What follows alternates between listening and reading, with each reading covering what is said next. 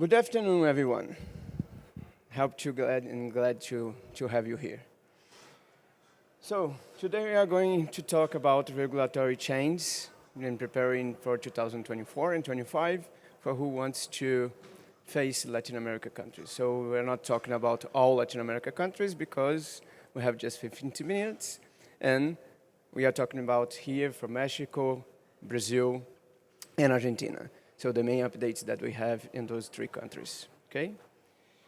Um, Before that, I would like to introduce the company that I represent. So I represent SmartTalks. It's a company which was born in 2017, offering at the first moment toxicology evaluation for the market.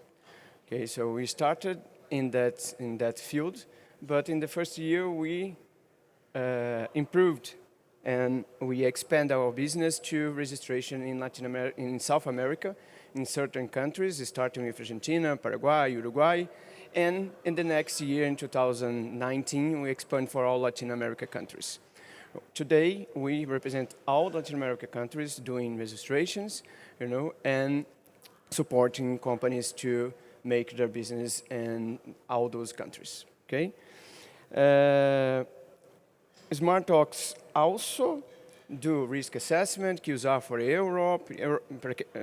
To whom doesn't know about QSAR is a predictive toxicology report that's needed for certain countries like Europe, Brazil, Mexico, and some other countries that might request that.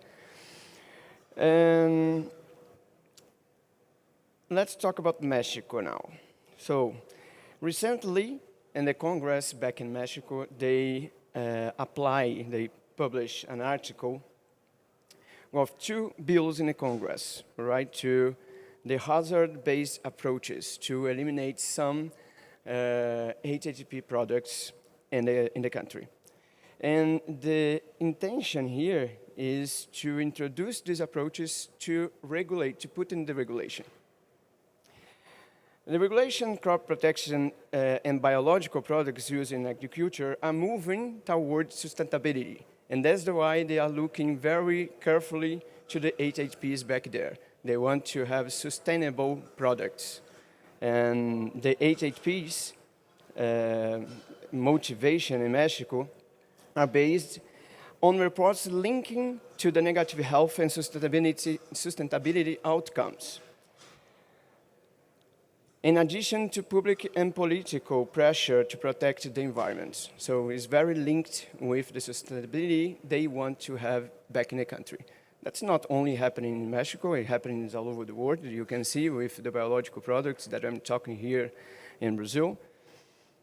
And they are including that in the legislation because it's not only the properties of the chemical that needs to guide the decision to ban or to restrict some products in any country. But back there, they are studying the possibility to include and to include the risk assessment into the legislation in order to have more information to take better decisions which products are restricted or which products are banned, not only by the chemical structure or on any other information straight from the product, but also with a deep report of risk assessment that will give right information to make the authorities take the best decision. The idea is evaluate the potential hazard and substances and the likelihood of exposure to determine the actual risk of each product that is being evaluated by those risk assessments. And the strategy of COPROFIS is ban out the HTPs. The strategy is that, but of course we know that's not so that simple. You need to check the market, you need to check the replaceable products to replace that product that we banned. So that idea to have a more sustainable agriculture and protect the biodiversity is the reason that makes the importation of glyphosate back in Mexico decrease 50% last year. And that's highlighting the phase out of glyphosate, which is coming, is being discussed for many months ago, since last year to take out the glyphosate from the market.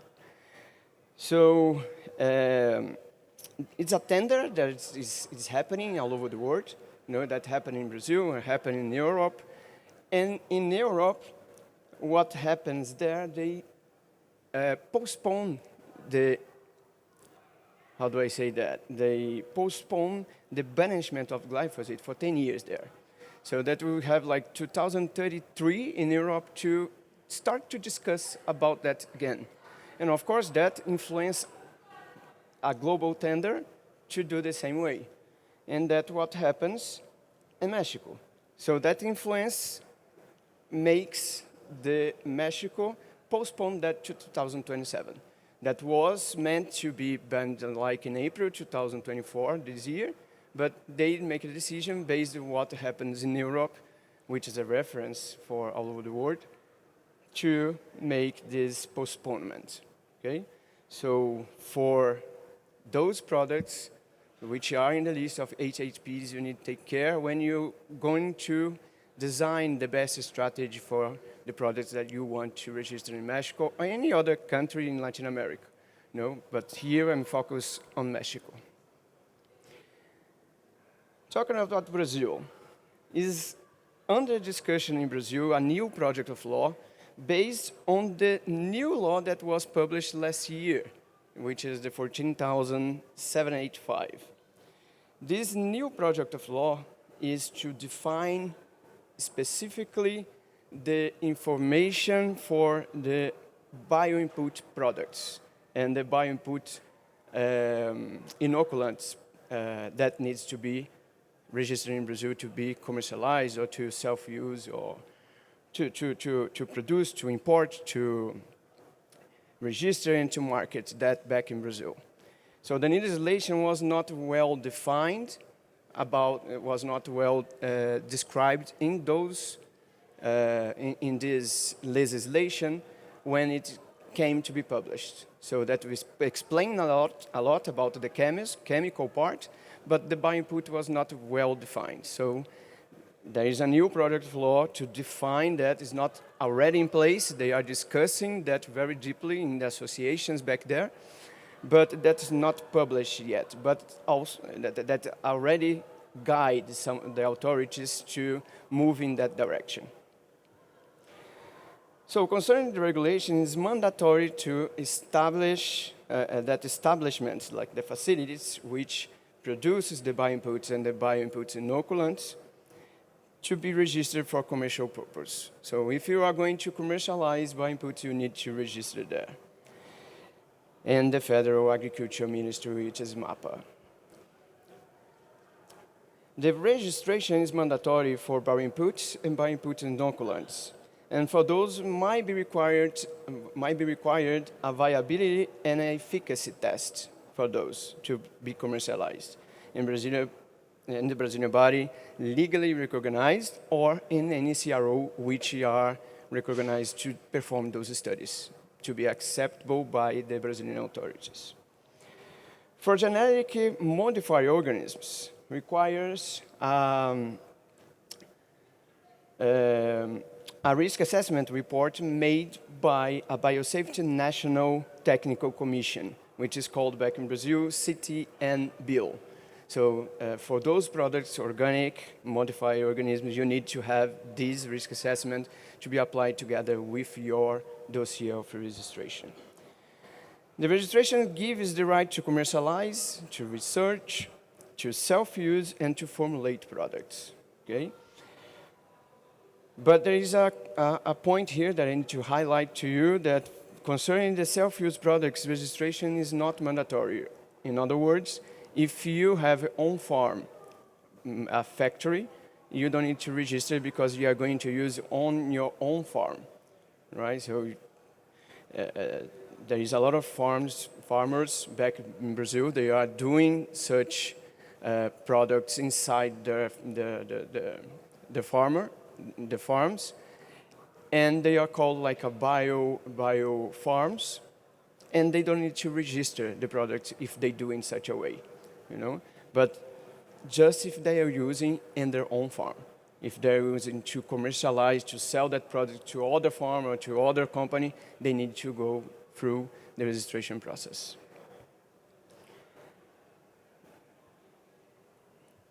If the product to be registered has a similar registration, like happens in the chemical bioequivalence already, a simplified administrative procedure is acceptable to make the registration. It makes the registration faster, less costly to whom intends to get in this market in Brazil. The federal authority might check other governmental bodies, national, internationally, in order to obtain technical scientific information, but that will only be acceptable if there is no conflict of interest in doing such evaluation, and if there is no damage to the current registration which is being applied. There is an exception to the rule, as every rule exists to have an exception. And for the self-use products, semiochemicals products exclusively for mechanical action and insect monitoring bites, which the active ingredient is from biological and residual food fermentation, are exempt of registration too. Okay? For self-use products, as I said before, is not required to have a registration. But to have that in place, you need to follow some rules. It's not mandatory, but the biofarm, like the farm, the bioinput farm, which they call on-farm, need to have in the facility implemented like good practice principles in order to guarantee the traceability of what they are producing in there, and also to organize, to bring organization to the factory. Because in that case, if you have some inspections, you can trace and explain everything about the manufacture process that you are doing in the farm. The transportation is authorized between the same economic group that you have in that own farm. For example, you have one farm which belongs for the same company in another place. So you are going to transport the bioinputs from one place to another. It's not a problem. You don't need to have any documentation to do that once it's from the same economic group. Or if it's in the same place, you know, so you have like different farms in the same area, so you can transport without any documentation, okay? But if that goes out of the same group economic to which categorize that you are commercializing this product, you need to have the registration and also the letter that assure that you are transporting from one company to another. The absence of registration sometimes does not mean absence of technical responsible for the production facility. So it might require by the authorities sometimes to have such expertise there, because sometimes the farmer is the one which will produce the bioinput, and it's possible, but in some cases, the authority can come over, make an inspection, and require a technical responsible for that production that you'd have internally. And at last, the environmental license are exempted, since the facility attends the local regulation, which is the law 12,651. So if you follow that, you don't need to have an environmental license because you follow the procedures of the environmental issues in this legislation. For commercial use, the registration is mandatory, okay? And its owner can define revalidation, can define rework when reprocessing procedures to their own product. So the one which defines that process is the owner of the product in order to commercialize and define which are the parameters for his products.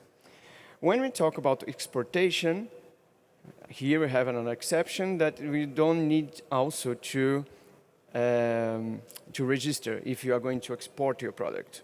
Okay?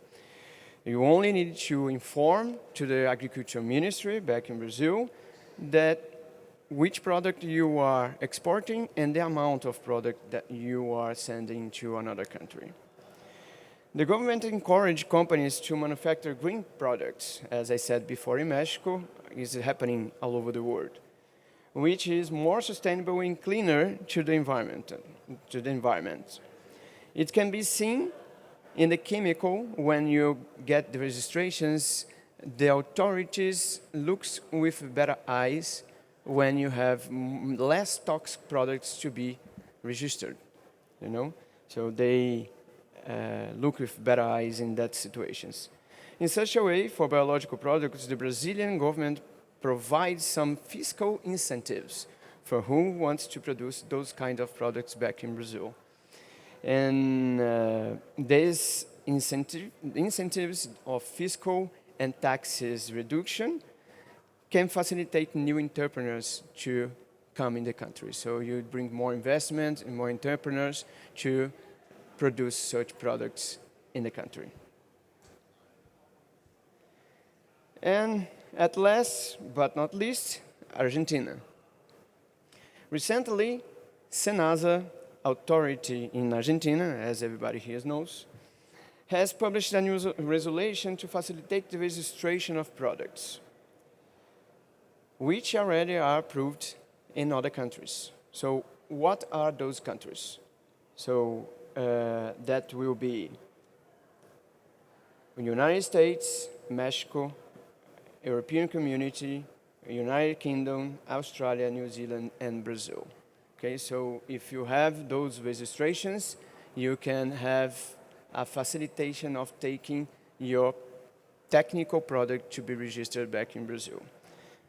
And that is being done because the government is encouraging investment to the country. Everybody here knows the situation which is happening in Argentina, where the inflation is very high, and the new president, which has just come up to the power, is trying to bring more investments to Argentina. That happens last year, reducing the herbicides tax rates in Argentina, mainly for certain products, which is atrazine and glufosinate in 2,4-D. So that happens last year, and now they came up publishing this new regulation in order to bring more investment to the country. Because if you have faster registrations back there, is probably you're going to bring more people, like more manufacturers interested in making the registrations in Argentina. So the resolution that SENASA published is 694 from 2024, and recognizes equivalence for the active ingredient approved in those countries that I mentioned. So the new Argentine regulation includes both chemical and biological products. The Argentina government body says that we will simplify the process of registration in order to bring more clients, more manufacturers, as I said. But will be recognized only in the cases where you are registering the same product, but needs to be the same manufacturing facility and has the same minimum or higher purity as the register in other countries. So you need to attend that rule, otherwise you don't get the benefits of it. Remember that the new law is just for the technical grade products, doesn't apply for formulations, okay? And what will be the requirements to get the benefits of this law? Company needs to still submit the data. Doesn't mean that you don't need to submit the data. You need to submit all the data as before, but you apply also the certificate. Once you apply the certificate, they will recognize you have registration in those countries, and then they will right away give you the registration for that. Right? Simple as that. But you need to describe in the documentation that you are applying the name of the active substance technical grade, the minimum and the higher purity addressed in percentage weight by weight, and the name and address of the facility in order them to check the main information to guarantee the product is the same and the facility which produce the product is the same. And what about the post-registration? Because like the country, we will put another product without evaluating if the technical grade is the same and just put in the market to formulate as it was happening before. They will not actually do it. They will do it randomically. So they will choose some of the projects which uses that benefit, right? And they can evaluate the dossier. And that's the why you need to submit all the data again as before. Because in some cases, they can take the certificate, they can take your data, and check the information to see if that's consistent with what you said. If that is inconsistent, and depending on the inconsistency they found, they can cancel the registration or even ask you to correct that. But depends on the inconsistency they found. Okay? With these new ways described in this new legislation, the registration might take much less time and effort to be granted. So Senasa did not establish the new timeline for that, but I assume that will take at least 50% less time to make the registration which was before. Okay? So that's pretty much that I wanted to say to you. Thank you very much for hearing me. If you have any doubts or you want to discuss about the services that SmartTalks provides to the market, I'm here until the end of the exhibition. Thank you again for inviting me for the exhibition, and have a nice exhibition for you. Hello, Tung, I have a question for you. What about harmonization? And actually, Alexander, this will be a question for you too. What's going on with harmonization? Is there anything going on with harmonization?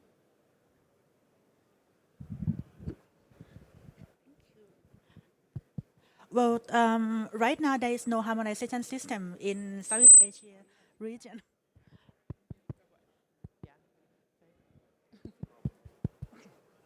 There is no harmonization system in Southeast Asia region.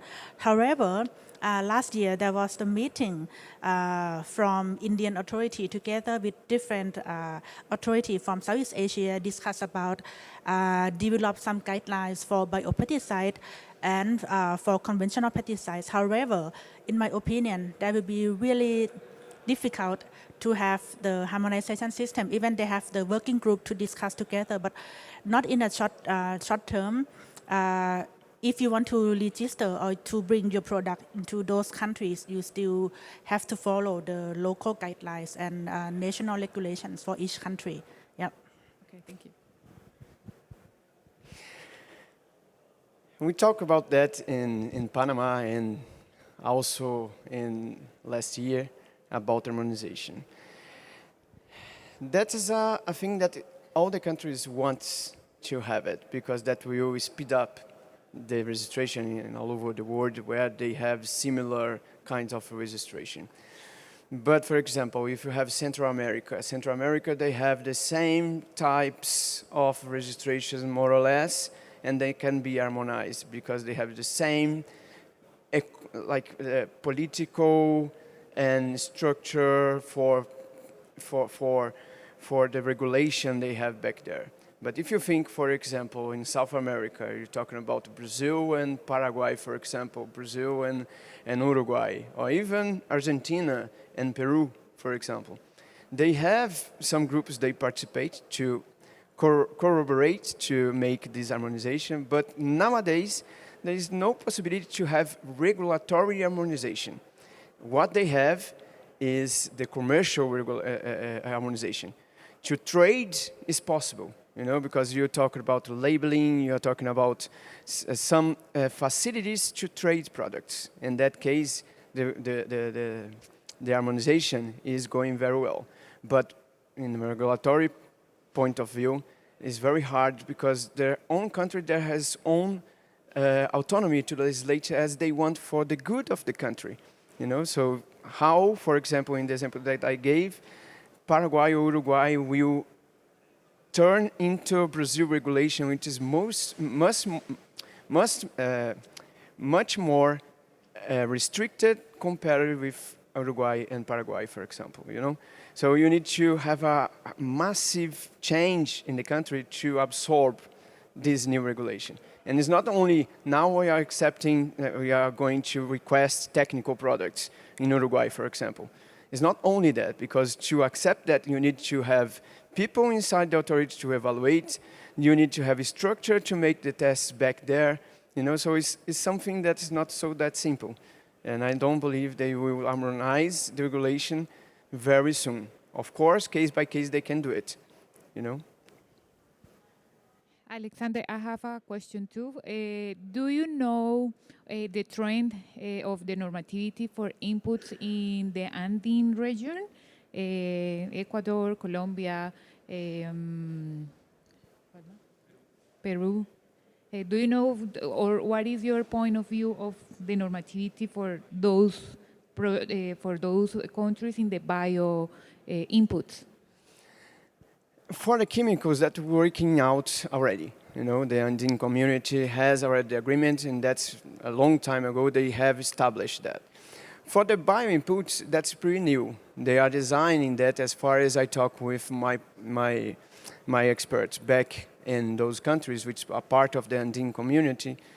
They are trying to adapt that as well, but they need to understand the product because it's not like the chemical. The chemical you know already because many times in the market you know the recipe to make it. For biological, it's not simple as that. You know, so you need to define the product, and once you define the product, you need to see if the other one will accept by each country. So it's kind of different. I'm not sure that will not be in place, but there is a light in the end of the tunnel, you know, that we can foresee that harmonization will happen too, but will be harder if you compare with the chemicals.